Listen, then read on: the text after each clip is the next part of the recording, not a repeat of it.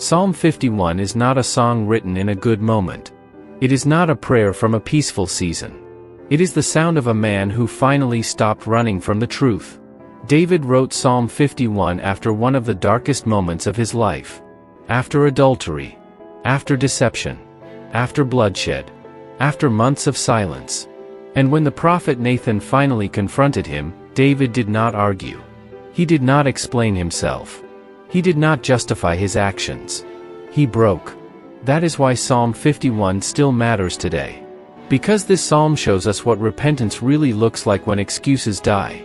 Most people think God ignores them because they sinned. But many people are ignored because they refuse to be honest about it. Psalm 51 begins with no bargaining. Have mercy upon me, O God, according to your loving kindness. David does not appeal to his past obedience. He does not mention his kingship. He does not say, Lord, remember how much I've done for you. He appeals only to mercy. That alone tells us something important. Forgiveness does not start with your track record. It starts with God's character. Then David says something very uncomfortable. Against you, you only, have I sinned. This does not mean David did not sin against people. He did. But repentance begins when you stop minimizing sin as a mistake and recognize it as rebellion against God. Many prayers fail because they never cross that line. They apologize for consequences, not for sin. David crosses it. Then comes the most powerful request in the entire psalm. Create in me a clean heart, O God. Not repair my habits. Not help me behave better. Create. David understands something many people miss. You cannot fix what sin has corrupted at the root. Only God can create what is clean again.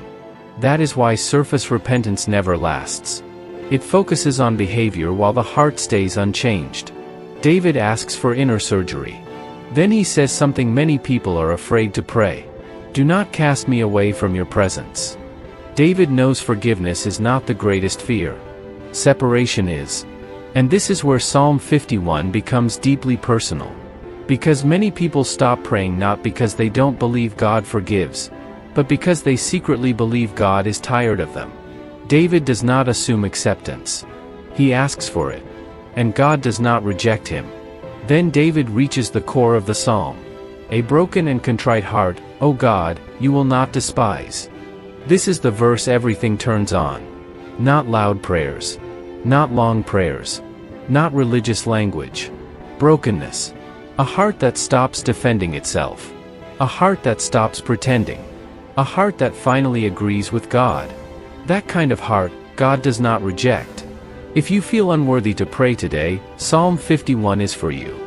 If guilt has been sitting heavy on your chest, Psalm 51 is for you. If you are tired of promising to do better but still falling, Psalm 51 is for you. This psalm does not show us a perfect man. It shows us an honest one. And honesty is what God responds to. So tonight, do not edit your confession. Do not soften it. Do not hide behind explanations. Pray simply.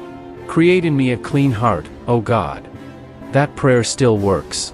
Let us pray. Lord, you see what we try to hide. You see the guilt we carry quietly. We do not come with excuses. We come asking for mercy. Create in us clean hearts. Restore what sin has broken. And do not take your presence from us. Amen. If this psalm spoke to you, comment mercy and tell me the verse that hit you the hardest. And if you want the next psalm in this series, subscribe. We're walking through all 7, one by one.